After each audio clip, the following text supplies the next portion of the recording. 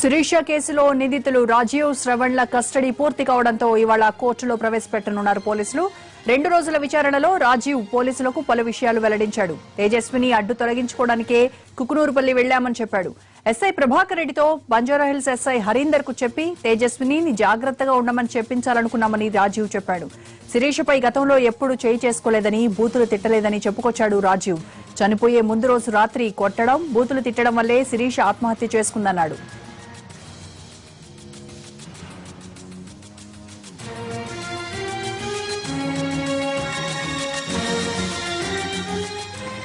ఇటు అర్ధరాత్రి బంజారాహిల్స్ పోలీసులు హైడ్రామా చేశారు. రాజీవ్ శ్రవణ్లను సీన్ రీకన్స్ట్రక్షన్ పేరిట అర్ధరాత్రి కుకునూరుపల్లి తీసుకెళ్లారు. ముందు ఉస్మానియా హాస్పిటల్ కు తీసుకువెళ్లి వైద్య పరీక్షల తర్వాత మీడియా కంటపడకుండా కుకునూరుపల్లి తరలించారు. అయితే స్టేషన్లోకి మాత్రం వెళ్లలేదు. స్టేషన్ చుట్టూ కాసేపు తిప్పి తర్వాత హైదరాబాద్ తీసుకొచ్చేశారు. అంటే సీన్ టు సీన్ రీకన్స్ట్రక్షన్ చేయకుండానే చేతులు దులుపుకున్నారు పోలీసులు. అసలు శిరీషను వేధించారని చెబుతున్న క్వార్టర్స్ కు రాజీవ్ శ్రవణ్లను తీసుకెళ్లకుండానే విచారణ ఎలా పూర్తయిందన్నది పోలీసులు చెప్పడం లేదు.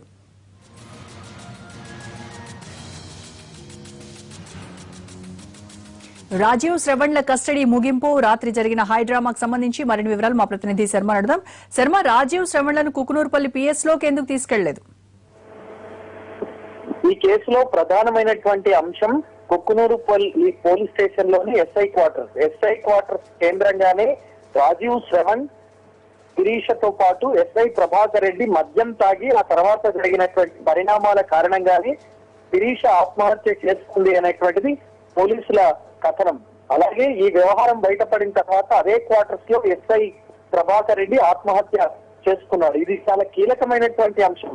అయితే రాజీవ్ శ్రవణ్లను కస్టడీకి తీసుకున్న తర్వాత సీన్ టు సీన్ రీకన్స్ట్రక్షన్ చేయాలని పోలీసులు భావించారు. అది చేయాలి కూడా. రేపు కోర్టులో ఈ అంశానికి సంబంధించినటువంటి ఆధారాలను కోర్టుకు సమర్పిస్తేనే ఆ నిందితులకు సరైనటువంటి శిక్ష పడేటువంటి అవకాశం ఉంటుంది. ఇంతవరకు వాళ్ళు చెప్పినటువంటి అంశాల ఆధారంగానే దర్యాప్తు ముందుకు జరిపారు. కానీ వాళ్ళను కస్టడీకి తీసుకున్న తర్వాత ఈ నెల 12వ తేదీన రాత్రి ఇక్కడ హైదరాబాద్ నుంచి బయలుదేరి వాళ్ళు ఎక్కడెక్కడ ఆగారు, ఎక్కడెక్కడ మధ్యలో ఆగి ఆ మద్యం బాటిళ్లు తీసుకున్నారు, అలాగే ఎక్కడెక్కడ మధ్యలో హాల్ట్ అయ్యారు, ఆ తర్వాత కుకునూరుపల్లి పోలీస్ స్టేషన్ కి వెళ్లి ఎలా ఆ క్వార్టర్స్ కు వెళ్ళగలిగారు, అక్కడ ఏ గదిలో ఉండి వాళ్ళు మద్యం తాగారు, ఆ తర్వాత అక్కడ ఏ గదిలో శిరీష పట్ల ఆ ప్రభాకర్ రెడ్డి అసభ్యంగా ప్రవర్తించాడు, ఆ సమయంలో రాజీవ్ శ్రవణ్లు ఏ ప్రాంతంలో ఉన్నారు, వాళ్ళు చెప్పిన దానికి నిజంగా స్పాట్ కి తీసుకువెళ్తే వాళ్ళు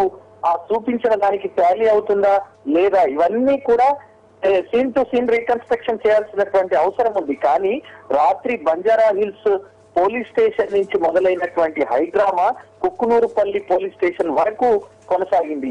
12:25 ప్రాంతంలో బంజారా హిల్స్ పోలీస్ స్టేషన్ నుంచి రాజీవ్ శ్రవణ్లను తీసుకొని వీళ్ళు బయలుదేరారు. అయితే వెనక మీడియా వెంటాడడంతో వాళ్ళు కొంత పక్కకు జరిపే విధంగా వ్యవహరించారు. నేరుగా ఉస్మానియా ఆసుపత్రికి తీసుకువెళ్లారు. అక్కడ మీడియా కళ్ళు గప్పి నేరుగా కుక్కునూరుపల్లి పోలీస్ స్టేషన్ కు వెళ్లారు.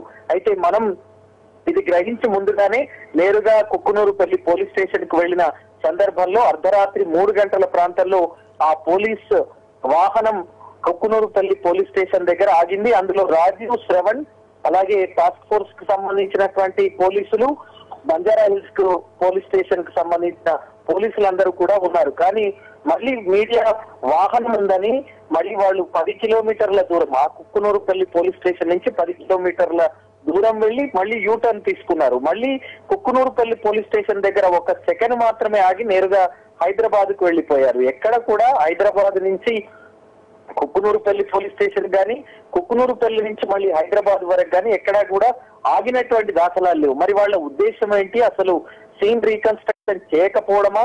దానివల్ల ఒకవేళ అంత ఫెయిర్ గా మేము దర్యాప్తు జరుపుతున్నామని చెప్పినప్పుడు ఎందుకు ఇంత తతంగం నడిపారనేటువంటి అంశంలో కూడా అనుమానాలు వ్యక్తమవుతున్నాయి. మరి ఇప్పటికీ శిరీషది ఆత్మహత్య అన్న దానికి మాత్రం స్పష్టత రాలేదు. అలాగే ఆమె పైన ఎస్ఐ ప్రభాకర్ రెడ్డి అత్యాచారం చేశాడా లేదా అన్న దానికి సంబంధించి కూడా స్పష్టత రానటువంటి పరిస్థితి ఉంది. ఆమె ఖచ్చితంగా హత్య అని శిరీష బంధువులు చెప్తున్న సందర్భంలో మరి రాత్రి జరిగినటువంటి హైడ్రామాకు సంబంధించి కూడా కొన్ని అనుమానాలు వ్యక్తమవుతున్నాయి కాబట్టి పోలీసులు మరి దీనికి ఏం సమాధానం చెప్తారు. మరి కాసేపట్లో రాజీవ్ శ్రవణ్ల కస్టడీకి సంబంధించి ముగిసిపోయింది.